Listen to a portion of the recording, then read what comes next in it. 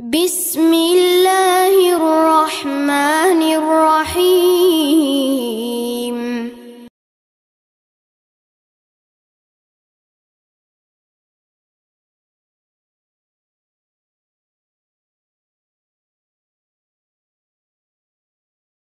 نحمده ونستعينه ونستغفره ونعوذ بالله من شرور أنفسنا ومن سيئات أعمالنا من يهده الله فلا مضل له ومن يضلله فلا هادي له وأشهد أن لا إله إلا الله وأشهد أن محمدا عبده ورسوله أما بعد فقد قال الله تعالى في قرآنه العظيم بعد أعوذ بالله من الشيطان الرجيم بسم الله الرحمن الرحيم يا أيها الذين آمنوا اتقوا الله حق تقاته ولا تموتن إلا وأنتم مسلمون وقال أيضا يا أيها الناس اتقوا ربكم الذي خلقكم من نفس واحدة وخلق منها زوجها وبث منهما رجالا كثيرا ونساء واتقوا الله الذي تساءلون به والأرحام إن الله كان عليكم رقيبا وقال أيضا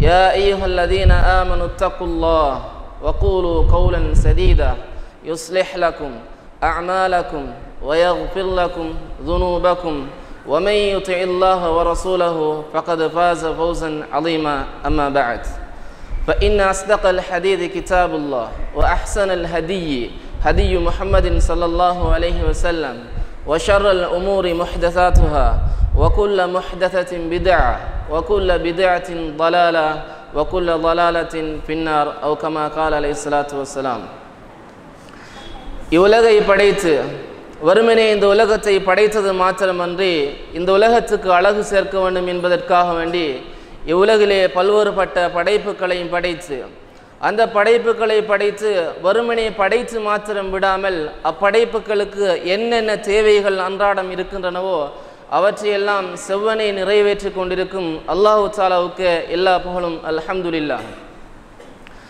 இறுதி தூதரான ஸல்லல்லாஹு அலைஹி வஸல்லம் அவர்கள் மீதும் அவர்களை அடியொட்டி அவர்களுடன் அளவலாவி வாழ்ந்த சஹாபாக்கள் மீதும் இதுவரைக்கும் யாரெல்லாம் இஸ்லாமிய மார்க்கத்தை அது எவ்வாறு வந்ததோ அதன் அடிப்படையிலே தூய்மையான முறையிலே பின்பற்றி கொண்டு வருகின்றார்களோ அவர்கள் மீதும் அல்லாஹு தாலாவுடைய பொருத்தமும் சாந்தியும் ஏற்படட்டும் என்று வேண்டியவனாக அல்லாஹு தாலாவுடைய மாளிகையிலே அவனால் ஒவ்வொருவர் மீதும் கடமையாக்கப்பட்ட இந்த ஃபர்லு ஐனான ஜும்மா கடமையை நிறைவேற்ற வந்திருக்கின்ற அன்புக்குரிய இஸ்லாமிய சகோதரர்களே, உள்ளத்தில் ஈமானை சுமந்தவர்களே, முதற்கட்டமாக அல்லாஹு தாலாவும் அவனுடைய தூதரும் ஒரு விடயம், இந்த விடயம் முஃமினுக்கு பிரயோசனத்தை கொடுக்கும், இதனூடாக வெற்றியை பெற்றுக்கொள்வான், இதனூடாக நன்மையை அடைந்து கொள்வான் என்று சொல்லி அல்லாஹும் அவனுடைய தூதரும் எந்த விடயத்தை எடுத்து நடக்கும்படி கூறினார்களோ அந்த விடயத்தை நாம் எடுத்து நடக்க வேண்டும் என்று கூறியவனாகவும் அல்லாஹு தாலாவும் அவனுடைய தூதரும்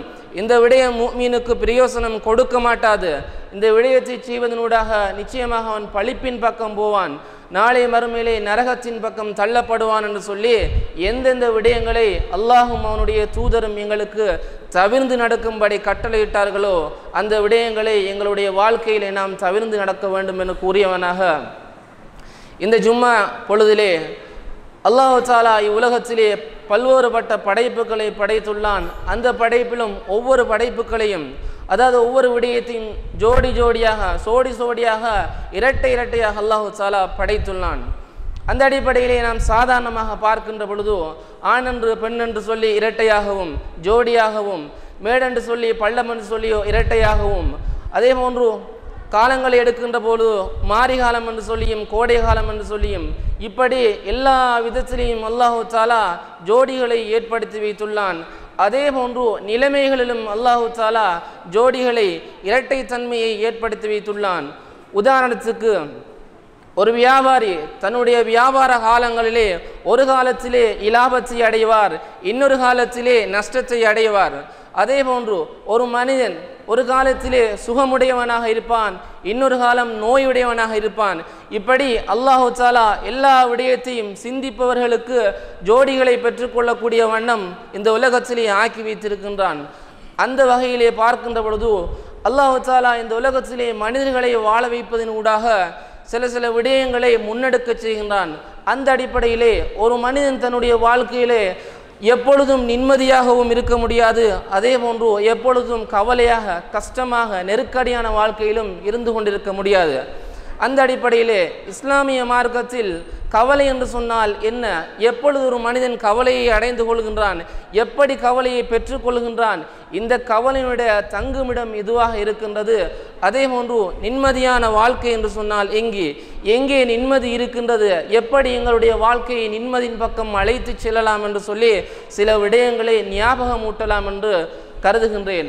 அல்லாஹ் தஆலா அல் குர்ஆனிலே கூறுகின்ற பொழுது, ஃபதக்கிர் ஃபஇன்ன ذிக்ரா தன்ஃபஉல் முஃமினீன், நபியே நீங்கள் ஞாபகம் ஊட்டுங்கள், யாருடைய உள்ளத்திலே ஈமான் இருக்கின்றதோ அவர்களுக்கு நிச்சயமாக நீங்கள் ஞாபகம் ஊட்டுவது சிறந்ததாகவும் பிரயோசனத்தை அளிக்கக்கூடியதாகவும் இருக்கும் என்ற ரீதியில் முதலாவதாக நாம் புரிந்து கொள்ளக்கூடிய விடயம் என்னவென்றால், கவலை என்பதற்கு எங்களுடைய மார்க்கத்திலே என்ன சொல்லப்பட்டிருக்கின்றது, எங்களுடைய மார்க்கத்திலே எப்படி வரையறை செய்யப்பட்டிருக்கின்றது, ஆனால் எங்களிடத்தில் அதற்குரிய வரையறை எதுவாக இருக்கின்றது, நாம் கவலை என்றால் என்ன கோணத்திலே பார்க்கின்றோம் என்று சொல்லி சில அடிப்படை விடயங்களை நாம் புரிய வேண்டிய தேவையில் இருந்து கொண்டிருக்கின்றோம்.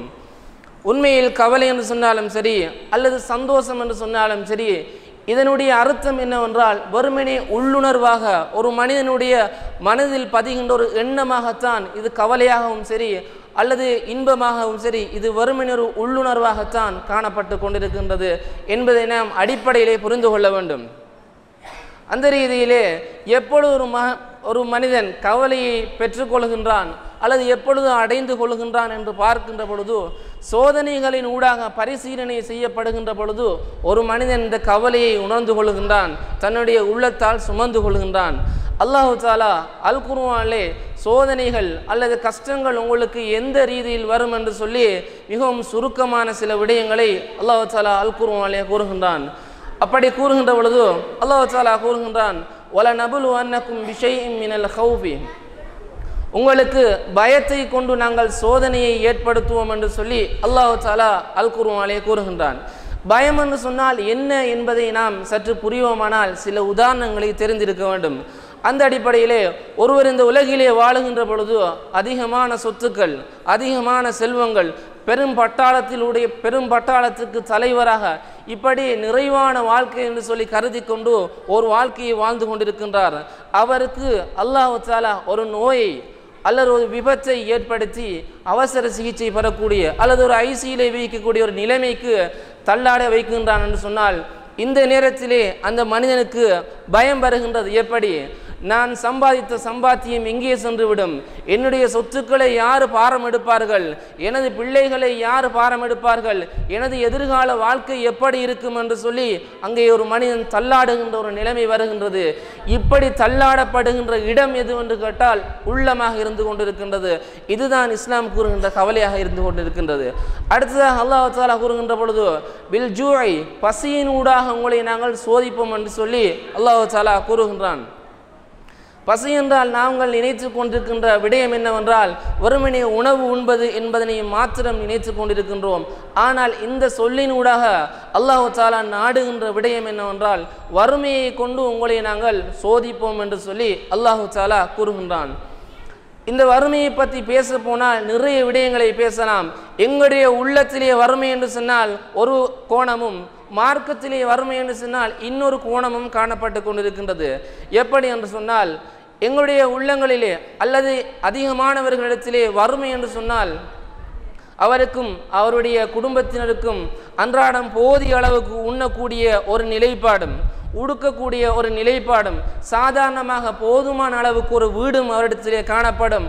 ஆனால் இவர் பிறரை பார்த்து கொண்டு என்னை விட பெரியதொரு வீடு வைத்திருக்கின்றான், என்னை விட அதிகமான விலை உயர்ந்த ஒரு வாகனம் வைத்துக் கொண்டிருக்கின்றான், அதிகமான உணவுகளை, அதிகமான ஆடைகளை புதிதாக பெற்றுக்கொள்கின்றான் என்று சொல்லி பிறரையும் தம்மையும் ஒப்பிட்டு அவருக்கு மத்தியிலே நான் வறுமை கோட்டில் இருக்கின்றேன் என்று சொல்லி தன்னை தானே தாழ்த்தி கொண்டு தான் ஒரு வறுமை கோட்டில் இருப்பவனாக சிலர்கள் எண்ணிக்கொண்டிருக்கின்றார்கள்.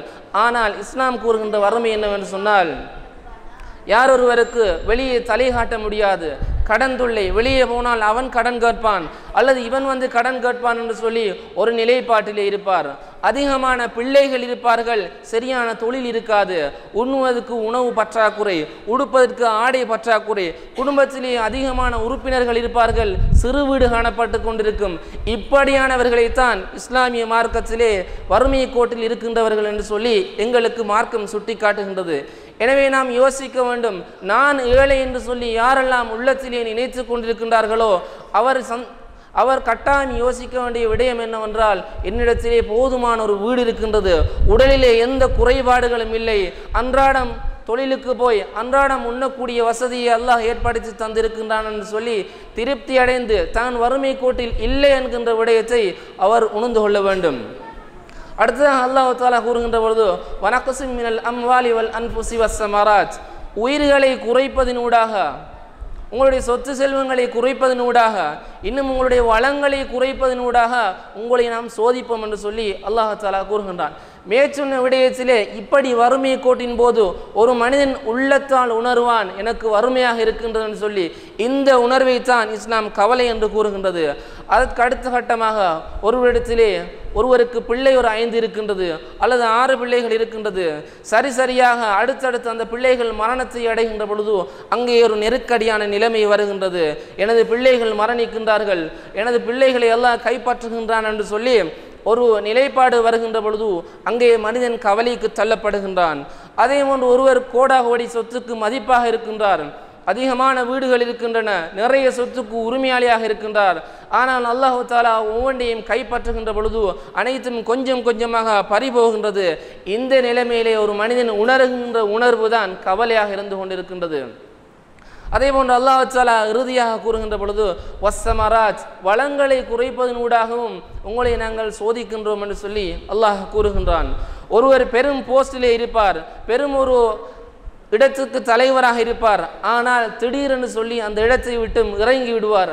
அப்பொழுது அந்த நிலைமையிலே நான் இருக்கின்ற பொழுது அப்படி இருந்தேன் இப்படி இருந்தேன் என்று சொல்லி மனம் எண்ணி தற்பொழுது இப்படி இருக்கின்றேன் என்று சொல்லி மனம் குமுறலுடன் இருப்பாரே, அந்த உணர்வுக்குத்தான் இஸ்லாம் கூறுகின்றது கவலை என்று சொல்லி. இப்படி கவலையை பணகோணத்திலே மனிதர்கள் இருந்து கொண்டிருக்கின்றார்கள். ஆனால் இஸ்லாம் கூறுகின்ற கவலை என்ன? நாம் இந்த கவலையின் போது எப்படி இருக்க வேண்டும் என்று சொல்லி சில விடயங்களை நாம் புரிந்து கொள்ள வேண்டும். எங்களுடைய கஷ்டங்கள், எங்களுடைய சோதனைகளை நாம் எமக்கு முன்பு வாழ்ந்தவுடன் சற்று ஒப்பிட்டு பார்க்க வேண்டும். ரசூலுல்லாஹி ஸல்லல்லாஹு அலைஹி வஸல்லம் அவர்கள் கூறுகின்றார்கள், அஷத்துன் நாசி பலாஅன் அல் அம்பியா, மனிதர்களே மிகவும் சோதிக்கப்பட்டவர்கள், மனிதர்களே மிகவும் கஷ்டத்துக்கு உட்படுத்தப்பட்டவர்கள் நபிமார்கள் என்று சொல்லி ரசூலுல்லாஹி ஸல்லல்லாஹு அலைஹி வஸல்லம் அவர்கள் கூறினார்கள். சும்மல் அம்சலு வல் அம்சல், பிறகு நான் பிற்பட்டவர்கள் என்று சொல்லி ரசூலுல்லாஹி ஸல்லல்லாஹு அலைஹி வஸல்லம் அவர்கள் கூறினார்கள். எனவே எங்களுடைய வாழ்க்கை, நபி ஸல்லல்லாஹு அலைஹி வஸல்லம் நபிமார்களுடைய வாழ்க்கை, சஹாபாக்களுடைய வாழ்க்கையை ஒப்பிட்டு பார்க்கின்ற பொழுது எங்களுடைய வாழ்க்கை என்பது எந்த அளவுக்கு மேலான வாழ்க்கையாக இருக்கும் என்பதனை நாம் உணர்ந்து கொள்ள முடியும். சராசரியாக ஒரு விடயத்தை யோசித்து பார்ப்போம். இந்த உலகத்துக்கு தலைமை தாங்கிய தலைவர் முஹம்மது ஸல்லல்லாஹு அலைஹி வஸல்லம் நாளை மறுமையிலே எந்த நபிக்கும் கொடுக்கப்படாத ஒரு ஷஃபாத்தனும் நமக்கெல்லாம் ஷஃபாத்து செய்யக்கூடிய, பரிந்துரை செய்யக்கூடிய ஒரு பரிசை அல்லாஹ் தஆலா கொடுக்க போகின்றான். இப்படிப்பட்ட முஹம்மது ஸல்லல்லாஹு அலைஹி வஸல்லம் அவருடைய தொழில் என்னவென்று யோசித்து பார்த்தோமா? அல்லது அவருடைய வீட்டினுடைய நிலைப்பாடு எப்படி என்று யோசித்து பார்த்தோமா? அல்லது அவர்கள் அன்றாடம் எப்படி உண்டார்கள், உடுப்பதற்கு அவரிடத்திலே எப்படி உணவுகள் உடைகள் இருந்தன என்று சொல்லி நாம் யோசித்து பார்க்கின்ற பொழுது எங்களுடைய வாழ்க்கை எந்த அளவுக்கு மேலானதாக இருக்கும் என்பதனை நாம் யோசிக்க முடியும். அடுத்ததாக இன்னொரு விடயத்தை நாம் புரிந்து கொள்ள வேண்டும். இந்த உலகத்திலே நாங்கள் வாழுகின்ற பொழுது எங்களுக்கு எங்களுடைய கஷ்டம் மாத்திரம்தானே ஒழிய பிறருடைய கஷ்டம் கிடையாது. ஆனால் அன்றைய காலத்திலே வாழ்ந்த சஹாபாக்கள், நபிமார்களுக்கு 2 கஷ்டங்கள் காணப்பட்டது. ஒன்று தன்னுடைய சுய கஷ்டம், தனக்கு மட்டும் அல்லாஹ் தஆலா சோதிக்கின்ற சோதனைகள் என்று சொல்லி ஒன்றும், இந்த இஸ்லாமிய மார்க்கத்தை எப்படியாவது கட்டியெழுப்பி செல்ல வேண்டும், இதனை எப்படியாவது தலை நிமிர்த்த வேண்டும் என்று சொல்லி அதற்காக வேண்டியும் பாடுபட்டார்களே. அப்படியானவர்களுக்கு மத்தியிலே நாங்கள் வெறுமனே எங்களுடைய சோதனையை மாத்திரம் வைத்துக்கொண்டு, எங்களுடைய கவலையை மாத்திரம் வைத்துக்கொண்டு தலையில் தூக்கி கொண்டிருக்கின்றோமே, இவர்களுடைய நிலைப்பாட்டையும் எங்களுடைய நிலைப்பாட்டையும் நாம் யோசித்து பார்க்கின்ற பொழுது நிச்சயமாக எங்களுடைய வாழ்க்கை ஒரு சாதாரண ஒரு சோதனையாகத்தான் இருந்து கொண்டிருக்கும். இதனால் நாம் சாதாரண ஒரு கஷ்டத்துக்குத்தான் உள்வாங்கப்பட்டவர்களாக இருந்து கொண்டிருப்போம் என்று சொல்லி நாம் புரிந்து கொள்ள முடியும். எனவே அன்புக்குரிய இஸ்லாமிய சகோதரர்களே, ரசூலுல்லாஹி ஸல்லல்லாஹு அலைஹி வஸல்லம் அவர்கள் கூறுகின்றார்கள், இப்படியான ஒரு நிலைமையிலே மனிதன் உண்மையான ஒரு முஃமின் எப்படி இருப்பான் என்று சொன்னால், அல் முஃமினுல் கவி, ஒரு பலமான ஒரு முஃமின், உளத்தாலும் சரி உடலாலும் சரி மிகவும் பலமான ஒரு முஃமின், கைருன், மிகவும் சிறந்தவனாக இருப்பான், வஹப்பு இலல்லாஹ், அல்லாஹ் தஆலாவுக்கு மிகவும் நேசமானவனாக இருப்பான். யாரை விட என்று சொன்னால், மினல் முஃமினில் லைபி, ஒரு பலவீனமான முஃமினை விட உள்ளத்தாலும் உடலாலும் ஒரு பலமான முஃமின் அல்லாஹ்விடத்திலே மிகவும் சிறந்தவனாகவும் மிகவும் விரும்பத்தக்கூடியவனாகவும் இருப்பான் என்று சொன்னால், எப்பொழுது இந்த பலம் வெளியாகின்றது சொன்னால், கஷ்டமான நிலை, கவலையான நிலையிலே ஒரு பலமான முஃமின் அதனை எல்லாம் பேலன்ஸ் பண்ணக்கூடிய தன்மையில இருப்பான். அல்லாஹ் ஒரு கட்டத்திலே எனக்கு கஷ்டத்தை ஏற்படுத்துகின்றான், நிச்சயமாக இன்னொரு கட்டத்திலே சந்தோஷத்தை ஏற்படுத்துவான் என்று சொல்லி எண்ணக்கூடியவனாகத்தான் ஒரு கவியான, ஒரு பலமான, ஒரு உண்மையான முஃமின் இருப்பான் என்பதில் எந்தவித சந்தேகமும் கிடையாது. எனவே தான் ரசூலுல்லாஹி ஸல்லல்லாஹு அலைஹி வஸல்லம் அவர்கள் கூறுகின்றார்கள், இப்படி உலகத்தை யாரெல்லாம் இந்த உலகத்திலே மறுமையை நோக்கில்லாமல் இந்த உலகத்தை மாத்திரம் நோக்காக வைத்து கொண்டிருக்கின்றார்களோ அவர்களுக்கு இந்த விடயம் கஷ்டமாகத்தான் இருக்கும் என்று சொல்லி ரசூலுல்லாஹி ஸல்லல்லாஹு அலைஹி வஸல்லம் அவர்கள் அழகிய முறையிலே கூறுகின்றார்கள். மன் கானத்தில் ஆஹிரத்து ஹம்மஹு, யாருடைய இலக்கு, யாருடைய நோக்கம் மறுமையாக இருந்து கொண்டிருக்கின்றதோ அவருக்கு அல்லாஹ் தஆலா என்ன செய்கின்றான், ஃபயஜஅலுல்லாஹு லஹு கினாஹு ஃபீ கல்பிஹி, அல்லாஹ் தஆலா அவருடைய உள்ளத்திலே செல்வத்தன்மையை போடுகின்றான் என்று சொல்லி ரசூலுல்லாஹி ஸல்லல்லாஹு அலைஹி வஸல்லம் அவர்கள் கூறினார்கள். இதனை எங்கே நாம் உண்மை தன்மையை பார்க்க முடியும் என்று சொன்னால், சஹாபாக்களிடத்திலே பார்க்க முடியும். இவர்களுடைய நோக்கம், இவர்களுடைய இலக்கு எதுவாக இருந்ததுன்னு சொன்னால், நான் எப்படியாவது அல்லாஹை பார்க்க வேண்டும், மறுமைக்கு சென்று அல்லாஹை பார்த்து அவனுடைய சொர்க்கத்தை அடைய வேண்டும், எப்படியாவது ஷஹீதுமார்களுடன் அல்லது நபிமார்களுடன் இருக்க வேண்டும் என்று சொல்லி இவர்களுடைய நோக்கம் அதுவாகத்தான் காணப்பட்டது. எனவே அல்லாஹ் தஆலா அவருடைய நோக்கத்தை புரிந்தவனாக அவருடைய உள்ளத்திலே செல்வத்தன்மையை போத்தான். மாத்திரமாக வெளிப்படையிலே அவரிடத்திலே எந்த ஒரு செல்வத்தன்மையும் கிடையாது, யாரிடத்திலும் பெரும் பதவி கிடையாது, யாரிடத்திலும் பெரும் பட்டம் கிடையாது, யாரிடத்திலும் பெரும் பெரும் பணங்கள் கிடையாது, யாரிடத்திலும் பெரும் பெரும் வீடுகள் கிடையாது. இப்படி இல்லாத அனைத்து விடயத்துக்கும் மத்தியிலே, கஷ்டத்துக்கு மத்தியிலே வாழ்ந்தவர்களை அல்லாஹ் தஆலா பொருந்தி கொண்டு இன்றைக்கு எங்களால் அவர்களுக்கு கொடுக்கப்படுகின்ற விடயங்களை விட அல்லாஹ் தஆலா கொடுக்கின்ற ஒரு விடயம்தான் ரலியல்லாஹு அன்ஹு வரலு அன். அல்லாஹ் தஆலா அவர்களை பொருந்தி கொண்டு விட்டான், அவர்களும் அல்லாஹ் தஆலாவை பொருந்தி கொண்டு விட்டார்கள் என்று சொல்லி நாம் இன்றைக்கு நாம் போற்றுகின்றோம். எனவே அன்புக்குரிய இஸ்லாமிய சகோதரர்களே, எங்களுடைய வாழ்க்கையுடைய நிலைப்பாட்டை நாம் சற்று யோசித்து பார்க்க வேண்டும். ஒரு முஃமின் நான் எப்பொழுதும் சந்தோஷமாகவே இருக்க வேண்டும் என்று சொல்லி எண்ண முடியாது. அதே போன்று நான் எப்பொழுதுமே கவலையாகவே இருக்க வேண்டும் என்று சொல்லி எண்ண முடியாது.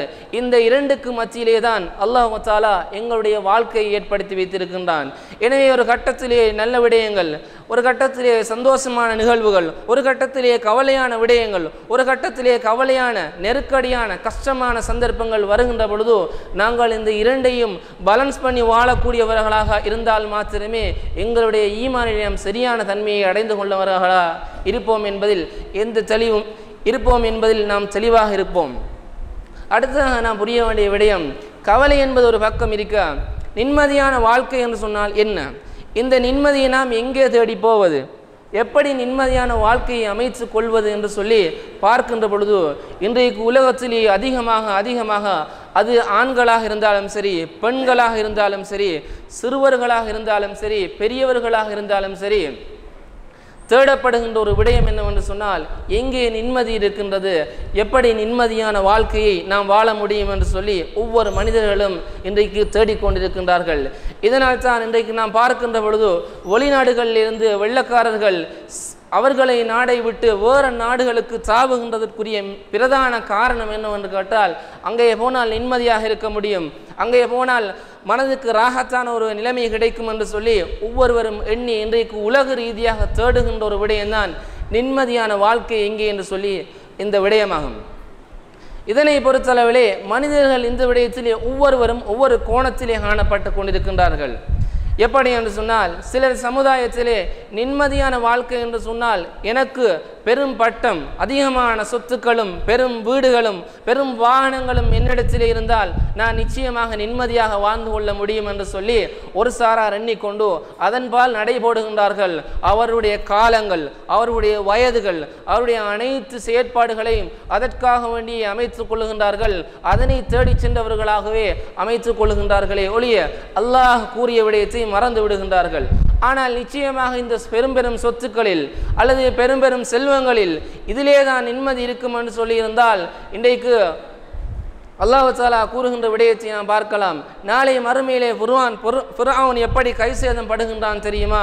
அல்லாஹ் தஆலா அல் குர்ஆனிலே கூறுகின்றான், மா அகன அன்னி மாலியா, என்னுடைய சொத்துக்கள் என்னுடைய செல்வங்கள் எனக்கு பிரயோசனம் தரவில்லையே, என்னை காக்கவில்லையே, என்னை பாதுகாக்கவில்லை என்று சொல்லி நாளை மறுமையிலே ஃபிர்அவுன், ஹாமான் இப்படி கூறுகின்ற பொழுது, ஹலக அன்னி சுல்தானியா, நான் உலகத்திலே வாழ்கின்ற பொழுது பெரும் அரசனாக வாழ்ந்தேன், எனது அரசாட்சி எல்லாம் அழிந்து விட்டு என்று சொல்லி அங்கே மறுமையிலே அவநிலைப்படக்கூடியவர்களாகத்தான் இப்படியானவர்கள் இருந்து கொள்வார்கள் என்பதில் சந்தேகம் கிடையாது.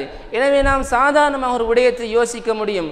இன்றைக்கு ஓடோடி சென்று பணத்தை சம்பாதிக்கின்றோமே, நாம் மரணித்ததன் பின்பு நாம் சம்பாதித்த பணங்கள் ஏதேனும் எங்களுடைய கபருக்கு வரப்போவதா? நிச்சயமாக கிடையாது. நாம் பார்த்து கட்டிய வீடுகள் எங்களுடைய கபருக்கு வரப்போவதா? நிச்சயமாக கிடையாது. நாம் கஷ்டப்பட்டு அவனை ஏமாற்றி இவனை ஏமாற்றி பெற்ற செல்வங்களும் சரி பதவிகளும் சரி எங்களுடன் வரப்போவதா என்று கேட்டால் நிச்சயமாக கிடையாது. இப்படி ஒரு சாதாரண மனிதர்கள் இருந்து கொண்டிருக்கின்றார்கள்.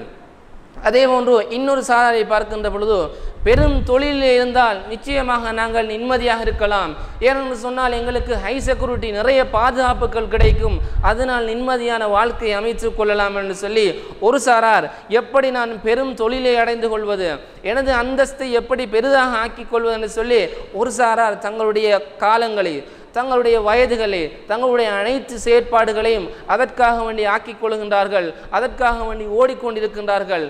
இப்படி நாம் பார்க்கின்ற பொழுது இந்த உலகத்திலே ஒருவர் பெரும் படித்த ஒரு டாக்டராக இருக்கலாம் அல்லது ஒரு என்ஜினியராக இருக்கலாம். இவர் மரணித்ததன் பின்பு இவருக்கு கொடுக்கப்படுகின்ற நேம் என்பது, இவருக்கு கொடுக்கப்படுகின்ற பெயர் டாக்டர் கிடையாது, இன்ஜினியர் கிடையாது, மாற்றமாக மையத் எனும் பெயர் தான் கிடைக்கின்றது. அதே போன்று இந்த உலகத்திலே வாழ்கின்ற பொழுது பிறரால் இழிவுபடுத்தப்பட்டு மற்ற மனிதரால் தூசிக்கப்பட்டு சாதாரணமான நடைமுறையிலே வாழ்ந்த ஒரு ஏழைக்கும் அங்கே கொடுக்கப்படுகின்ற பெயர் என்னவென்று கேட்டால் மையத் என்று சொல்லித்தான் கொடுக்கப்படுகின்றது. இதுதான் அல்லாஹ் தஆலாவுடைய நியாயமாக இருந்து கொண்டிருக்கின்றது. இன்னொரு சாராரை பார்க்கின்ற பொழுது நிம்மதி என்றால் அழகிய உடல் கட்டமைப்பு, ஒழுங்கான முறையிலே உடலை சரியாக வைத்துக் கொள்வதனூடாக நிம்மதியான வாழ்க்கையை பெற்றுக்கொள்ளலாம் என்று சொல்லி இன்னொரு சாரார் அதன் பக்கம் அவருடைய காலங்களையும் அவர்களுடைய நேரங்களையும் வீணடிக்கக்கூடியவர்களாக இருந்து கொண்டிருக்கின்றார்கள். இப்படி ஒரு சாரார் எங்களுடைய சமுதாயத்திலே இருந்து கொண்டிருக்கின்றார்கள். அதே போன்று இன்னொரு சாராரை எடுத்து பார்க்கின்ற பொழுது நிறைய அதிகமான குடும்பத்தவர்கள், அதிகமான உறவுகள் எங்களிடத்திலே இருந்தால் எங்களுக்கு நிச்சயமாக நிம்மதி கிடைக்கும். எனவே அதிகமான உறவுகளை எப்படி சம்பாதித்துக் கொள்வது, அதிகமான உறவுகளையும் அதிகமான குடும்பத்தர்களையும் எப்படி சம்பாதித்துக் கொள்வது சொல்லி அதன்பால் நடைபோடக்கூடியவர்களாக சிலர் காணப்பட்டு கொண்டிருக்கின்றார்கள். இன்னொரு சாராரை பார்க்கின்ற பொழுது அல்லாஹ் தஆலா ஹிதாயத் கொடுத்த சாரார்கள், எனக்கு உண்மையான நிம்மதி என்பது எப்படியேனும் சுவர்க்கத்தை அடைந்து கொள்ள வேண்டும், அதற்குரிய செயற்பாடுகளை செய்வதனூடாக, அல்லாஹ்வை வணங்குவதனூடாக என்னுடைய பிரச்சனைகள், என்னுடைய கஷ்டங்கள், என்னுடைய அனைத்து விடயத்தையும் அவனிடத்தில் ஒப்படைப்பதனூடாக நான் நிம்மதியை பெற்றுக்கொள்ளலாம் என்று சொல்லி இன்னொரு சாரார்கள் யோசித்து இன்னொரு சாரார் கருதி அதன் அடிப்படையிலே அவருடைய வாழ்க்கைகளை அமைத்துக் கொள்கின்றார்கள். எனவே அன்புக்குரிய சகோதரர்களே, நாம் யோசிக்க வேண்டும். இந்த உலகம் என்பது அழிந்து போகக்கூடிய ஒரு விடயமாகும். இந்த உலகத்திலே ஏற்படக்கூடிய கவலை, ஏற்படக்கூடிய கஷ்டம், அழிந்து போகக்கூடிய உலகத்தில் வாழக்கூடிய நாங்களும் அழிந்து போகின்றோம். அதே போல் இந்த கஷ்டமான நிலை, நெருக்கடியான நிலை என்பதும் நிரந்தரமற்றதாக இருந்து கொண்டிருக்கின்றது. எனவே எங்களுடைய நிம்மதியான வாழ்க்கை என்பது அல்லாஹும் அவனுடைய தூதரும் எப்படி கூறி தந்தார்களோ, எப்படி கற்றுத்தந்தார்களோ அதன் அடிப்படையில் இருக்கின்ற பொழுதுதான் ஒரு மனிதன் நிச்சயமாக நிம்மதியான வாழ்க்கையை பெற்றுக்கொள்ள முடியும். இதனை அல்லாஹ் தஆலா அல் குர்ஆனிலே விளங்கப்படுத்துகின்ற பொழுது அழகிய முறையிலே கூறுகின்றான், மன் அமில சாலிஹன் மின் ஸக்கரின் அவ் உன்சா, யார் ஒருவர் ஆணாக இருந்தாலும் சரி அல்லது பெண்ணாக இருந்தாலும் சரி நல்ல அமல் செய்கின்றாரோ வஹுவ முஃமின், அதே வண்ணம் அவர் முஃமினாக இருக்கின்றான். இந்த முஃமின் என்கின்ற விடயத்துக்கு 2 விடயங்களை தஃசீர் ஆசிரியர்கள் கூறுகின்றார்கள். முஃமின் என்று சொன்னால் அல்லாஹ் தஆலாவை உள்ளத்திலே ஏற்று, நாளை மறுமை என்று சொல்லி ஒன்று இருக்கின்றன்னு சொல்லி உள்ளத்திலே ஏற்று, இன்னும் அல்லாஹுடைய சவாபு அவனுடைய கூலியும் இருக்கின்றன்னு சொல்லி ஒருவர் ஈமான் கொண்டு நல்ல அமல் புரிகின்றான். பல நுஹி அன்னஹும் ஹயாத்தன் தய்யிபா, அவருக்கு நாங்கள் சிறந்த ஒரு வாழ்க்கையை கொடுப்போம் என்று சொல்லி அல்லாஹ் தஆலா அல் குர்ஆனிலே கூறுகின்றான். இந்த ஹயாத்தன் தய்யிபா என்பதற்கு தஃசீருடைய ஆசிரியர்கள் குறிப்பாக இப்னு மஸ்ஊத் ரலியல்லாஹு அவர்கள் கூறுகின்றார்கள். எவ்வாறு சொன்னால், பொருந்திக் கொள்ளக்கூடிய வாழ்க்கை என்று சொல்லி அவர்கள் தஃசீர் கொடுக்கின்றார்கள். ஹயாத்தன் தய்யிபா என்பதனூடாக இங்கே நாடப்படுகின்ற விடயம் என்னவென்றால், பொருந்தி கொள்ளக்கூடிய, யாருடைய உள்ளத்திலே பொறுத்து தன்மை ஏற்படுத்தி குறைவாக இருந்தாலும் அல்லாஹ் தஆலா எங்களுக்கு தந்திருக்கின்றான் என்று சொல்லி அதனை பொருந்தி கொள்ளக்கூடிய வாழ்க்கையை ஏற்படுத்துவோம் என்று சொல்லி அல்லாஹ் தஆலா அல் குர்ஆனிலே கூறுகின்றான். அஜிஸி அன்னஹும் அஜ்ரஹும் பிஅஹ்ஸனி மா கானூ யஅமலூன், இவர்கள் செய்ததற்காக வேண்டி இவர்களுடைய கூலியையும் அதிகமாக வழங்குவோம் என்று சொல்லி அல்லாஹ் தஆலா அல் குர்ஆனிலே கூறுகின்றான். இந்த வசனத்திலே 2 விடயங்கள் கூறப்படுகின்றன. ஒன்று, அல்லாஹ் தஆலா இந்த ஹயாத்தன் தய்யிபா என்பதை இந்த உலகத்திலே ஏற்படுத்துவான் என்று சொல்லியும் இதற்குரிய கூலியை மறுமையிலே தருகின்றான் என்று சொல்லியும் அல்லாஹ் தஆலா எங்களுக்கு வாக்கு கொடுக்கின்றான். எனவே இந்த உலகத்திலே சிறந்த வாழ்க்கை எது என்றால் போதும் என்ற தன்மையுடைய வாழ்க்கையைத்தான் அல்லாஹ் தஆலா சிறந்ததொரு வாழ்க்கையாக ஆக்கி இருக்கின்றான். ஒருவருக்கு உள்ளத்திலே கவலை இல்லாமல் சந்தோஷமான முறையிலே தனது வாழ்க்கையை அமைத்துக் கொள்ள வேண்டும் என்று சொன்னால், குறைவாக கிடைத்தாலும் அதிலே போதும் என்ற தன்மையை பெறக்கூடியவராக இருந்தால் நிச்சயமாக அல்லாஹ் தஆலா அவருடைய வாழ்க்கையை கவலையற்ற ஒரு சுவாரஸ்யமான ஒரு நிம்மதியான வாழ்க்கையாக ஏற்படுத்துவான். இதனைத்தான் ரசூலுல்லாஹி ஸல்லல்லாஹு அலைஹி வஸல்லம் அவர்கள் கூறினார்கள், லைஸல் கினா அன் கஸ்ரத்தில் அரலி, உண்மையாக செல்வந்தம் என்பது அதிகமான சொத்துக்களும் அதிகமான செல்வங்களும் அதிகமான பொருட்களும் இருப்பது கிடையாது. வலாகின்னல் கினா கினன் நஃப்ஸ், என்றாலும் செல்வம் என்பது எது தெரியுமா, ஒருவருக்கு போதுமான மனம் இருக்கின்றது, போதும் என்ற தன்மையுட மனம் இருக்கின்றது, இதுதான் செல்வம் என்று சொல்லி ரசூலுல்லாஹி ஸல்லல்லாஹு அலைஹி வஸல்லம் அவர்கள் கூறியிருக்கின்றார்கள். எனவே நாம் யோசித்து பார்க்க வேண்டும், எங்களுடைய நிலைப்பாடு எவ்வாறு இருக்கின்றது. சற்று நாம் எங்களை முஹாசபா செய்தால், நான் எனக்கு கிடைக்கின்ற விடயத்தை போதும் என்று பொருந்திக் கொள்கின்றேனா, அல்லது பிறரை பார்த்து அவருடன் ஒப்பிட்டு எனக்கு குறைவாக கொடுக்கப்பட்டிருக்கின்றது, அவருக்கு நிறைவாக அதிகமாக கொடுக்கப்பட்டிருக்கின்றது என்று சொல்லி அவரை ஒப்பிட்டு பார்த்து எங்களுடைய வாழ்க்கையை அமைத்து கொண்டால் நாம் வாழ்வது அல்லாஹ்வுடைய கிருபையை பெறுவதற்கா அல்லது பிறரை பார்த்து அவர்களுடன் சேர்ந்து வாழ்வதற்கா என்று சொல்லி எங்களுடைய வாழ்க்கை என்பதை நாம் பிறருக்காக அமைக்கின்றமே ஒழிய மறுமைக்காக வேண்டியும் அல்லாஹ்வுக்காக வேண்டியும் அமைக்காதவர்களாகவே கருதப்படுவோம். எனவே இஸ்லாமிய சகோதரர்களே, நாம் புரிய வேண்டும் எவ்வாறு சொன்னால், என்னுடைய நோக்கம், என்னுடைய இலக்கு நாளை மறுமையாகத்தான் இருக்க வேண்டும். உலகம் அழிந்து போய்விடும், ஆனால் நான் செய்த தர்மங்கள், நான் செய்ய போகின்ற தர்மங்கள், என்னுடைய நிலைப்பாடு பற்றி அல்லாஹ் தஆலா மறுமையிலே விசாரிப்பான். சுவர்க்கம் செல்ல வேண்டும் என்று சொன்னால் வெறுமனே சாதாரணமாக வாழ்ந்து கொண்டு சுவர்க்கத்தை அடைய முடியாது. அல்லாஹ் தஆலா அல் குர்ஆனிலே கூறுகின்ற பொழுது, அம் ஹஸிபத்தும் அன் ததுகுலல் ஜன்னத வலம்மா யஅதிகும் மஸலுல் லதீன கலவு மின் கப்லிக்கும், உங்களுக்கு முன்பு, அதாவது ரசூலாங்க அவங்களுடைய காலத்துக்கு முற்பட்டார்கள், வாழ்ந்த கஷ்டங்களை அனுபவிக்காம நீங்க சொர்க்கத்துக்கு போகலாம் என்று சொல்லி எண்ணிக்கொண்டிருக்கின்றான்னு சொல்லி அல்லாஹ் தஆலா எங்களை பார்த்து கேள்வி போடுகின்றான். நாம் யோசிக்க வேண்டும், அவர்கள் பட்ட கஷ்டம் இதுவரைக்கும் ஏதேனும் நாங்கள் பட்டிருக்கோமா?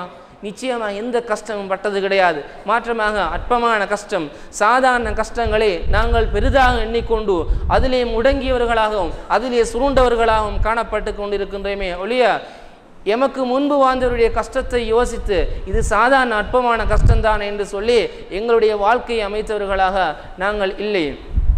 எனவே நாம் ஒவ்வொருவரும் புரிய வேண்டிய விடயம் என்னவென்றால், இந்த உலகத்திலே நாம் அனுப்பப்பட்ட நோக்கம், படைக்கப்பட்ட நோக்கம் என்பது அல்லாஹ் தஆலா எங்களை பரிசீலனை செய்வதற்காக வேண்டி, செக் பண்ணுவதற்காக வேண்டி இந்த உலகத்துக்கு அனுப்பியிருக்கின்றான். அத்துன்யா மஸ்ரஅத்துன் லில் ஆஹிரா, இந்த உலகம் என்பது மறுமையுடைய விளைச்சல் நிலமாகும். இங்கே நாம் எந்த விடயத்தை செய்கின்றோமோ அந்த விடயத்தை நன்மையாகவோ அல்லது தீமையாகவோ மறுமையிலே பெற்றுக்கொள்ளப் போகின்றோம் என்பதனை இலக்காக வைத்து என்னுடைய வாழ்க்கை அல்லாஹ்வுக்காக வேண்டியும் அவனுடைய தூதருக்காக வேண்டியும் எப்படி ஏனும் சுவர்க்கத்தை பெற்றுக்கொள்ள வேண்டும் என்றுதான் எங்களுடைய வாழ்க்கையினுடைய ஒவ்வொருவருடைய நோக்கங்களும் இதுவாக இருக்க வேண்டும். இப்படி நோக்கம் வைத்தால் மாத்திரமே அதற்குரிய முஸ்தீபுகள் அதற்குரிய செயற்பாடுகள் நாங்கள் செய்ய முடியும். உதாரணமாக ஒரு மாணவனை எடுத்தால் ஒரு பரீட்சைக்கு படிக்கின்றான் வைத்துக்கொள்வோம்.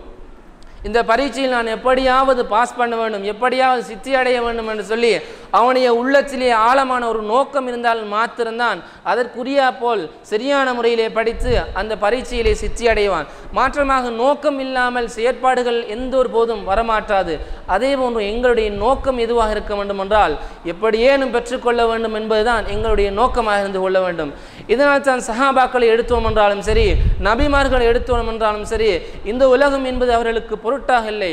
ரசூலுல்லாஹ் அவர்கள் கூறுகின்றார்கள், மன் கானத்தி துன்யா ஹம்மஹு, யாருக்கு இந்த உலகம் பொருட்டாக இருக்கின்றதோ, யாருக்கு இந்த உலகம் நோக்கமாக இருக்கின்றதோ, இவனுடைய கண் முன்னாக அல்லாஹு தஆலா ஏழ்மையை ஏற்படுத்துவான், கஷ்டங்களை ஏற்படுத்துவான் என்று சொல்லி ரசூலுல்லாஹி ஸல்லல்லாஹு அலைஹி வஸல்லம் அவர்கள் எங்களுக்கு விரிவாக்கம் செய்கின்றார்கள். எனவே நாம் புரிய வேண்டும், என்னுடைய நிலைப்பாடு என்ன, நான் படைக்கப்பட்டதன் நோக்கம் என்ன, நான் என்ன செய்து கொண்டிருக்கின்றேன், என்ன செய்ய வேண்டிய நிலைப்பாட்டில் இருக்கின்றேன், எப்படி என்னுடைய வாழ்க்கையை நான் அமைக்க வேண்டும், ஆனால் தற்பொழுது எப்படி அமைத்து கொண்டிருக்கின்றேன், நான் அல்லாஹ்வையும் அவனுடைய தூதரையும் தேடி செல்கின்றேனா அல்லது பணத்தையும் பட்டத்தையும் தேடி செல்கின்றேனா என்று சொல்லி ஒவ்வொருவரும் சிந்திக்கின்ற பொழுது நிச்சயமாக அல்லாஹு தஆலா எமக்குரிய தீர்வுகளை எங்களுடைய உள்ளத்திலே போடுவான் என்று சொல்லி அல்லாஹ் கூறுகின்றான். எனவே கவலையாக இருந்தாலும் சரி, கஷ்டமாக இருந்தாலும் சரி, உணரப்படுகின்ற இடம் எது என்றால் உள்ளமாகத்தான் இருந்து கொண்டிருக்கின்றது. இதனை மாற்றக்கூடியவன் யார் என்றால் அல்லாஹு தஆலா. யா முஸர்ரிஃபல் குலூப், உள்ளங்களை திருப்பக்கூடியவனே, யா முகல்லிபல் குலூப், உள்ளங்களை மாற்றக்கூடியவன் என்று சொல்லி நாங்கள் துஆ செய்கின்றோமே ஒழிய அதனை புரிந்தவர்களாக யதார்த்தத்தை நம்பியவர்களாக எங்களுடைய வாழ்க்கையிலே எந்த முஸ்தீபுகளையும் செய்யாதவர்களாகத்தான் இருந்து கொண்டிருக்கின்றோம். எனவே அன்புக்குரிய இஸ்லாமிய சகோதரர்களே, உள்ளத்திலே ஈமானை ஏற்றிருப்பது மாத்திரம் போதாது, அதன் அடிப்படையிலே அமல்களை செய்ய வேண்டும். எங்களுடைய வாழ்க்கை எப்படி அமைய வேண்டும் என்பது எங்களுடைய கையிலே இருக்கின்றது. இந்த மார்க்கத்திலே எல்லா விடயத்துக்கும் தீர்வுகளை, எல்லா விடயத்துக்கும் உரிய சொல்யூஷன்களை எமக்கு தரப்பட்டிருக்கின்றது. ரசூலுல்லாஹி ஸல்லல்லாஹு அலைஹி வஸல்லம் அவர்கள் ஹஜ்ஜத்துல் விதாவிலே வைத்து கூறுகின்றார்கள், அல் யௌம அக்மல்து லக்கும் தீனக்கும், இன்றைய நாள் இந்த மார்க்கத்தை நான் பூரணப்படுத்தி விட்டேன். வ அத்மம்து அலைக்கும் நிஅமதி, எனக்கு கொடுக்கப்பட்ட அருட்கொடை எல்லாம் உங்கள் மீது சொரிந்து விட்டேன். வ ரலீது லக்கும் இஸ்லாம் தீனா, இஸ்லாத்தை ஒரு மார்க்கமாக பொருந்தி விட்டேன் என்று சொல்லி ரசூலுல்லாஹி ஸல்லல்லாஹு அலைஹி வஸல்லம் அவர்கள் கூறுகின்றார்கள். எனவே மார்க்கத்திலே அனைத்து விடயங்களும் பரிபூர்ணப்படுத்தப்பட்டு விட்டது. நாம் தெரியாமல் இருந்தால் எங்களுடைய தேடல் இல்லாத தன்மை என்பதை நாம் ஏற்றுக்கொள்ள வேண்டும். அவ்வாறு இருக்கின்ற பொழுதுதான் இதற்குரிய அடுத்தபடி நடவடிக்கைகளை நாம் ஒவ்வொருவரும் ஏற்படுத்திக் கொள்வோம். எனவே அன்புக்குரிய இஸ்லாமிய சகோதரர்களே, நான் எப்பொழுது கவலைப்படுகின்றேன், எப்பொழுது இன்பப்படுகின்றேன், என்னுடைய உள்ளத்துடைய நிலைப்பாடு அல்லாஹ்வுடைய கையில் இருக்கின்றது. நான் எப்படி என்னுடைய உள்ளத்தை ஆக்கிக் கொள்ள வேண்டும், எப்படி நான் இருக்கின்றேன், நான் எப்படி இருக்க வேண்டும் என்று சொல்லி ஒவ்வொரு விடயத்தையும் நாம் முஹாசபா செய்கின்ற பொழுது நிச்சயமாக அல்லாஹ் தஆலா அதுக்குரிய தீர்வை தருவான். உமர் அலி அவர்கள் கூறினார்கள், ஹாசிபு கபுல் அன் துஹாசபு, உங்களை முதலில் நீங்கள் பரிசோதனை செய்து கொள்ளுங்கள், உங்களுக்குள்ளே கேள்வி கணக்கு கேட்டுக்கொள்ளுங்கள், பிறர் உங்களை கேட்பதற்கு முன்பு என்று சொல்லி இந்த விடயத்தை நாம் சரியாக புரிந்தால் என்ன விடயம் நடந்தாலும் எங்களுடைய உள்ளத்துடன் பேசுகின்ற பொழுதோ, நாம் தவறு செய்கின்ற பொழுதோ, நீ தவறு செய்கின்றாய் என்று சொல்லி எங்களுடைய உள்ளம் எங்களுக்கு சுட்டி காட்டும். எனவே ஒவ்வொருவரும் நிலைப்பாட்டை புரிந்து கொண்டு அதன் அடிப்படையிலே செயற்பாட்டை அமைத்துக் கொள்ளும்படி வேண்டிக் கொள்கின்றேன். வ ஆகிரு தஅவாத்தி அல்ஹம்துலில்லாஹி ரப்பில் ஆலமீன்.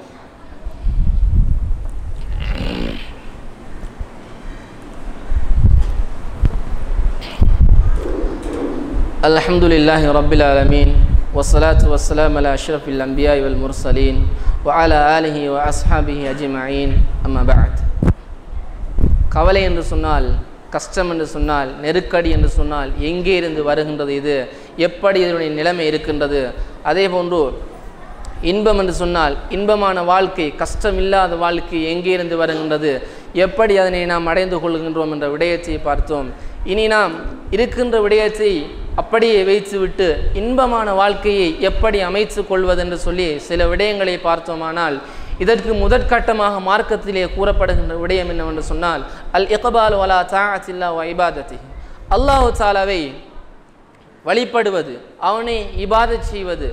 இந்த விடயத்தை வழிபடுவது என்று நாம் கேட்டு வெறுமனே வழிபடுவது என்று மாத்திரம்தான் புரிந்து கொண்டிருக்கின்றோமே எளிய எப்படி வழிபடுவது, எப்படி உண்மையாக வழிபடுவது, எப்படி இபாதத்தை உண்மையாக புரிவது என்பதனை நாம் புரிந்தவர்கள், எங்களிலே புரிந்தவர்கள் அதிகமானவர்கள் கிடையாது. அதனால்தான் வெறுமனே வழிபடுகின்றோம், வெறுமனே கட்டுப்படுகின்றோம். முஸ்லீம் என்றால் வழிபட்டவர்களாகத்தானே கருதப்படுகின்றார்கள். எனவே நான் ஒரு முஸ்லீமாக இருக்கின்றேன், இபாதத் என்றால் தொழுகை மாத்திரம்தானே, 5 வேளையும் தொழுகின்றேன் என்று சொல்லி ஒவ்வொருவரும் நினைத்து கொண்டு அவர்களுடைய விடயங்களை சுருக்கிக் கொள்கின்றார்களே ஒழிய இதனுடைய சரியான யதார்த்த தன்மையை யாரும் அடையாதவர்களாக அல்லது அதிகமானவர்கள் அடையாதவர்களாகத்தான் இருந்து கொண்டிருக்கின்றார்கள். எனவே அல்லாஹ் தஆலா இபாதத் செய்வதென்று சொன்னால் எப்படி, அவனை நெருங்குவதென்று சொன்னால் எப்படி என்று பார்க்கின்ற பொழுது முதற்கட்டம் அல்லாஹ் தஆலா இந்த உலகத்தை படைத்து மறுமையிலே நீ நரகத்தையே போகக்கூடாது, நரகத்தை சென்று விடக்கூடாது என்பதற்காக வேண்டி எங்களுக்கு எத்தனையோ ஏவல்களை, எத்தனையோ ஓடர்களை போட்டு அப்படி செய்ய வேண்டாம், இப்படி செய்ய என்று சொல்லி எங்களை அல்லாஹ் தஆலாவும் அவனுடைய தூதரும் கைட் பண்ணி நரகத்தை இவன் எப்படியாவது அடையக்கூடாது என்று சொல்லி பாடுபட்ட வண்ணம் அனைத்து விடயங்களையும் எங்களுக்கு கூறி தந்துவிட்டு இருக்கின்றான். ஆனால் நாங்கள் தான் அந்த விடயத்திலே கவனம் இல்லாமல் பொடுபோக்காக இருந்து கொண்டிருக்கின்றோம். அல்லாஹ் தஆலாவும் அவனுடைய தூதரும் ஏவிய விடயங்களை, இந்த விடயங்களை செய்யுங்கள் என்று கூறிய விடயங்களை நாம் எங்களுடைய வாழ்க்கையிலே எடுத்து நடக்கின்ற பொழுது அல்லாஹ் தஆலாவும் அவனுடைய தூதரும் இந்த விடயத்தை செய்யாதீர், இந்த விடயத்தை செய்தால் நிச்சயமாக மறுமையிலே நீர் கஷ்டப்படுவீர், அவலனிடை அடைவீர் என்று சொல்லி எந்த விடயத்தை செய்ய வேண்டாம் என்று தடுத்தார்களோ அந்த விடயத்தை செய்யாமல் இருப்பதால் நிச்சயமாக நாம் அல்லாஹ்வுடைய பொருத்தத்தையும் அல்லாஹ்வுடைய நெருக்கத்தையும் பெற்றுக்கொள்ள முடியும். ஒருவர் உண்மையாக எப்படி அல்லாஹ் தஆலாவுடைய பொருத்தத்தை பெற்றுக்கொள்கின்றார் என்று சொன்னால் அல்லாஹ்விடத்திலே மிகவும் க்ளோஸாக இருக்கின்ற பொழுது ஒருவர் அல்லாஹ்வுடைய பொருத்தத்தை பெற்றுக்கொள்கின்றார். ரசூலுல்லாஹி ஸல்லல்லாஹு அலைஹி வஸல்லம் அவர்களிடத்திலே அவர்களை பார்க்கின்ற பொழுது இன்னொரு விடயம் நடந்தாலும் அல்லாஹ் தஆலாவை நினைவு கூறக்கூடியவராகத்தான் ரசூலுல்லாஹி ஸல்லல்லாஹு அலைஹி வஸல்லம் அவர்கள் இருந்தார்கள். அவர்கள் அழகிய முறையில் ஒரு ஹதீஸை கூறுகின்றார்கள், அஜபன் லி அம்ரில் முஃமினீன், இந்த முஃமினுடைய விடயத்தை பார்க்கின்ற பொழுது ஆச்சரியமாகத்தான் இருக்கின்றது. எப்படி அவனுடைய அனைத்து விடயங்களும் அவனுக்கு நலவாகத்தான் இருக்கின்றது. இன்ன குல்ல அம்ரஹு லஹு கைர், அவனுடைய அனைத்து விடயங்களும், அவனுக்கு கொடுக்கப்படுகின்ற அனைத்து விடயங்களும் அவனுக்கு நலவாகத்தான் இருக்கின்றது என்று சொல்லி ரசூலுல்லாஹி ஸல்லல்லாஹு அலைஹி வஸல்லம் அவர்கள் கூறினார்கள். இன் அசாபத்து சர்ரா, அவனுக்கு நல்ல விடயம் நடந்தால், ஏதேனும் குளிர்வு தரக்கூடிய ஒரு விடயம் நடந்தான், ஷக்கர, அவன் அல்லாஹுக்கு ஷுக்கூர் செய்வான். வ இன் ஃபகான ஹைரன் லஹு, அது அவனுக்கு நலவாக இருக்கும். அதே போன்று வ இன் அசாபத்து லர்ரா, அவனுக்கு ஒரு மோசமான ஒரு கெடுதியான ஒரு விடயம் நடந்தால் சபர, அதிலே பொறுமையாக இருப்பான் என்று சொல்லி ரசூலுல்லாஹி ஸல்லல்லாஹு அலைஹி வஸல்லம் அவர்கள் கூறுகின்றார்கள். ஃபகான ஹைரன் லஹு, அதுவும் அவனுக்கு சிறப்பாக இருக்கும், சிறந்ததாக இருக்கும் என்று சொல்லி ரசூலுல்லாஹி அவர்கள் கூறுகின்றார்கள். எனவே இந்த ஹதீஸை நாம் வெறுமனே அர்த்தத்தை புரிந்து கொள்வதன் ஊடாக என்னுடைய யதார்த்த தன்மையை பெற்றுக்கொள்ள முடியாது. இதனை எங்களுடைய வாழ்க்கையை அப்படியே அப்ளை பண்ணி பார்க்கின்ற பொழுது இதனை எப்படி அப்ளை பண்ணுவோம் என்று சொன்னால், எனக்கு நல்ல விடயம் நடக்கின்றது, ஏதேனும் நல்ல ஒரு விடயத்தை நான் பெற்றுக்கொள்கின்றேன், யாராவது எங்களில் ஓடோடி சென்று அல்லாஹ்வுக்கு 2 ரக்காத் தொழுதுவோமா என்று கேட்டால், ஆக குறைந்தது அல்ஹம்துலில்லாஹ் சொன்னோம் என்று கேட்டால் அதிகமானவர்கள் இல்லை என்ற பதிலுடன் தான் இருப்பார்கள். அதே போன்று எமக்கு ஏதேனும் ஒரு கஷ்டம் அல்லது ஒரு சோதனை வருகின்றது, அல்லாஹ் இதில் எனக்கு ஒரு கயிறை, ஒரு நலவை ஏற்படுத்தி தருவான்னு சொல்லி அதிலே பொறுமையாக இருந்தவர்கள் எத்தனை பேர் இருக்கின்றார்கள் என்று கேட்டால் நிச்சயமாக அதுக்கும் குறைவான ஒரு கூட்டத்தினர்களே வருவார்கள் என்பதில் எந்த ஒரு ஐயமும் இல்லை, எந்த ஒரு சந்தேகமும் கிடையாது. எனவே நல்ல விடயத்தை அல்லாஹ் நிம்மதியான வாழ்க்கையை எங்களுக்கு தருகின்றான் என்று சொன்னால் அதற்குரிய முஸ்தீபுகளை நாம் செய்ய வேண்டும். அதே ஒன்று அடுத்த விடயம்தான் ரசூலுல்லாஹி ஸல்லல்லாஹு அலைஹி வஸல்லம் அவர்கள் இந்த உலகத்திலே வாழுகின்ற பொழுது அதிகமாக அல்லாஹ்வுடைய நெருக்கத்தை வைத்துக்கொண்டு என்ன விடயம் நடந்தாலும் அவனிடத்திலே துஆ செய்யக்கூடியவர்களாக நாங்கள் இருக்கின்ற பொழுது நிச்சயமாக அல்லாஹ் தஆலா எங்களுடைய வாழ்க்கையிலே அவனுடைய பொருத்தத்தையும் நெருக்கத்தையும் ஏற்படுத்தி தருவான் என்று சொல்லி ரசூலுல்லாஹி ஸல்லல்லாஹு அலைஹி வஸல்லம் அவர்கள் அழகிய முறையிலே எங்களுக்கு கற்பித்து தந்துவிட்டு சென்றிருக்கின்றார்களே. இந்த உலகத்திலே வாழுகின்ற பொழுது அல்லாஹ்வை புறம் தள்ளியவர்களாகவும் அல்லாஹ்வை ஞாபகம் இல்லாதவர்களாகவும் வாழுகின்ற பொழுது நிச்சயமாக அல்லாஹ்வுடைய பொருத்தம் எங்களுக்கு கிடைக்க மாட்டாது. ஒருவருக்கு கவலையாக இருக்கின்றதா, இருக்கின்றதா, கஷ்டமாக இருக்கின்றதா, அல்லாஹ்விடத்திலே ஓடோடி வந்து அவனிடத்திலே அனைத்து சுமைகளையும் வைப்பதனூடாக நிச்சயமாக நாம் கஷ்டத்தையும் கவலையும் குறைத்து கொள்ள முடியும். இது நீ சாதாரணமாக புரிய முடியும் என்று சொன்னால், 2 பேர் இருக்கின்றார்கள் என்று வைத்துக் கொள்வோம். ஒருவரிடத்திலே 100 கிலோ வெயிட் கொடுக்கப்பட்டிருக்கின்றது. அதனை அவர் தனியாக சுமந்து கொண்டு வருகின்றார். பக்கத்திலே வருகின்றவர் வெறுமனே எம்டியாக வருகின்றார் என்று வைத்துக் கொள்வோம். இதிலே சுமை அதிகமாக இருக்கும் அந்த பொதிகளை சுமந்து வரக்கூடியவருக்குத்தான்.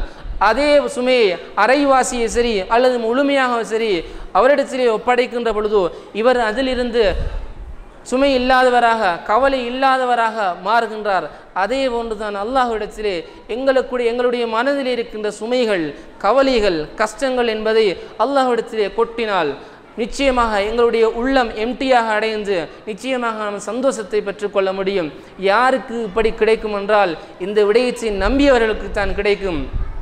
இதைத்தான் அல்லாஹு தஆலா அல் குர்ஆனிலே கூறுகின்றான், வமை யதவக்கல் அலல்லாஹ் ஃபஹுவ ஹஸ்புக். யாரும் அல்லாஹ் மீது தவக்குள் வைத்து இதனை அல்லாஹ்விடத்திலே ஒப்படைத்தால் எனக்கு பிரச்சனை கிடையாது, இதிலிருந்து நான் எப்படியாவது ரிலீஸ் ஆகி முடியும் என்று சொல்லி ஒருவர் எண்ணி அல்லாஹ்விடத்திலே அதனை கொண்டு போய் கொட்டிவிட்டார். அவர் சைலண்டாக இருந்து கொள்ளட்டும், மீதியை அனைத்தையும் நான் பார்த்துக் கொள்வேன் என்று சொல்லி அல்லாஹ் எங்களுக்கு வாக்கு தருகின்றான் என்று சொன்னால் ஏன் நாம் செய்யாமல் இருந்து கொண்டிருக்கின்றோம்? எங்களுடைய கஷ்டங்கள், எங்களுடைய கவலைகளை எங்களுடைய உள்ளத்திலே போட்டு முடக்கி வைப்பதன் ஊடாக சுமைகள் தாங்க முடியாமல் கவலைகளை உணர்கின்றோம். அதே விட அல்லாஹ்விடத்திலே கொட்டி, யா அல்லாஹ் எனக்கு இந்த பிரச்சனை இருக்கின்றது, இப்படி கஷ்டம் இருக்கின்றது, இப்படி என்னுடைய நிலைப்பாடு இருக்கின்றது என்று சொல்லி அனைத்து விடயத்தையும் அல்லாஹ்விடத்திலே சொல்வதற்கு வெட்கப்படுகின்றோம்.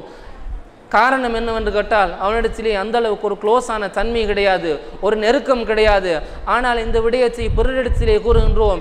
எம்மை படைத்த எமது இரட்சகன் அந்த விடயத்தை அறிந்தவன் அல்லாஹ், அறிந்து கொண்டிருக்கும் நிலைமை என்றே தெரிந்தும் கூட நாம் அல்லாஹ்விடத்திலே அதனை ஒப்படைப்பது கிடையாது. இதுதான் எங்களுடைய நிலைமையாக இருந்து கொண்டிருக்கின்றது.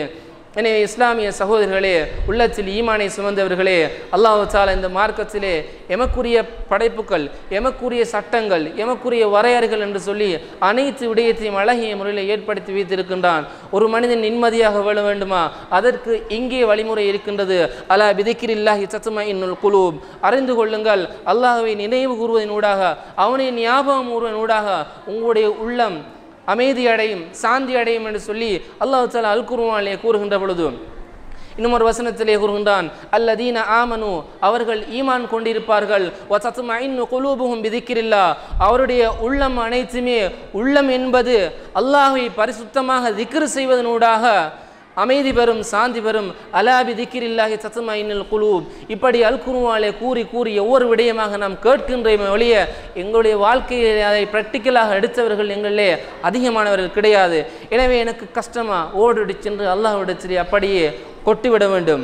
யா அல்லாஹ் எனக்கு பிரச்சினை, எனக்கு கஷ்டம், நீதான் அல் குர்ஆனிலே கூறியிருக்கின்றாயே, இந்த விடயத்தை உன்னிடத்திலே கொட்டிவிட்டால் என்னை அமைதியாக இருக்கும்படி அனைத்து விடயத்தையும் உன்னிடத்திலே வைக்கின்றேன், இதற்கு பின்பு உன்னுடைய பொறுப்பு என்று சொல்லி அல்லாஹ்விடத்திலே கொட்டுபவர்கள் அதிகமாக இல்லை. அல்லாஹ் தஆலா அவனிடத்திலே கேட்பதற்கு உதாரணம் ரசூலுல்லாஹி அவர்கள் கூறுகின்றார்கள், ஒரு மனிதன் அல்லாஹ்விடத்திலே துஆ செய்து அவனை வருங்கையுடன் அனுப்புவதற்கு அல்லாஹ் தஆலா வெட்கம் அடைகின்றான் என்று சொன்னால் அல்லாஹ்வுடைய வாக்கை அவனுக்கு நாம் கொடுக்க போகின்றோம். இந்த நிலைமையும் அந்த நிலைமையும் ஒப்பிட்டு பார்க்கின்ற பொழுது சாதாரணமாக துஆ செய்கின்றதை அல்லாஹ் தஆலா வருங்கையுடன் அனுப்புகின்றதை வெட்கப்படுகின்றான் என்று சொன்னால் அவனால் கொடுக்கப்பட்ட வாக்கை அவனிடத்திலே மீண்டும் கொடுக்கின்ற பொழுது அவன் நிச்சயமாக செய்வான் என்பதில் உறுதியாக இருந்தால் நிச்சயமாக அல்லாஹ் தஆலா எங்களுடைய வாழ்க்கையை கஷ்டமில்லாத ஒரு வாழ்க்கையாக, சுமூகமான ஒரு வாழ்க்கையாக ஏற்படுத்தி தருவான். அந்த ஹயாத்துன் தையிபா என்பதனை, இந்த உலகத்திலே பொருந்தி கொள்ளக்கூடிய தன்மை என்பதனை அல்லாஹ் தான் எங்களுடைய உள்ளத்திலே போடணுமே ஒழிய அதனை நாங்கள் பெற்றுக்கொள்ள முடியாது. இப்படி இந்த பொருந்தி கொள்ளக்கூடிய வாழ்க்கையை யார் அடைவார் என்று சொன்னால் அவனுடைய மார்க்கத்திலே ஈமான் கொண்டு சரியான அமல் புரியக்கூடியவர்கள் அடைவார்கள். எனவே அதிகமாக சொத்துக்கள் தேடி செல்வது, அதிகமாக பட்டங்கள் தேடி செல்வது, அதிகமாக சொத்து இருப்பவர்களுக்கு நாளை மறுமையிலே அதிகமான கேள்வி இருக்கின்றது. அதிகமான பொறுப்புகளும் பட்டங்களும் கொடுக்கப்பட்டவர்களுக்கு நாளை மறுமையிலே அதிகமான கேள்விகள் கணக்குகள் இருக்கும். நாளை மறுமையிலே ஒரு ஏழை ஒரு சாதாரண வாழ்க்கை நடத்தி சென்றவன் மிகவும் சிம்பிளாக கேள்விகளுக்கு விடையளித்து விட்டு சென்று விடுவான். ஆனால் இந்த உலகத்திலே பெரும் பட்டம், பெரும் பதவி, பெரும் சொத்து, பெரும் மன்சுபுகளை வைத்தவர்கள் இலகுவாக கேள்விகளுக்கு விடையளித்து விட்டு நகர முடியாது என்பதிலே நாம் ஒவ்வொருவரும் புரிந்தவர்களாக இருக்க வேண்டும். எனவே பணக்கார தன்மை என்பது இருக்கலாம், பணத்தை தேடிச் செல்வது என்பது இஸ்லாத்திலே ஹலாலாக்கப்பட்ட விடயம். ஆனால் எப்படி தேடிச் செல்லப்பட வேண்டும், எப்படி தேட வேண்டும் என்கின்ற விடயத்திலே நாம் ஒவ்வொருவரும் கணிசமானவர்களாக கருத்துடையவர்களாக இருந்தால் நிச்சயமாக ஜெயம் பெற்ற கூட்டத்தினராக நாளை மறுமையிலே சொர்க்கத்தை அடைந்தவர்களாக இன்றிலிருந்து சொர்க்கத்துக்கு நாம் நம்முடைய நோக்கங்களை ஆக்கினால் நிச்சயமாக அதற்குரிய முஸ்தீபுகளையும் அதற்குரிய செயற்பாடுகளையும் செய்யக்கூடியவர்களாக இருப்போம் என்று சொல்லி கேட்டு விடைபெறுகின்றேன். وآخر دعواتي الحمد لله رب العالمين. أنا العبد السقيم من الخطايا وقد أقام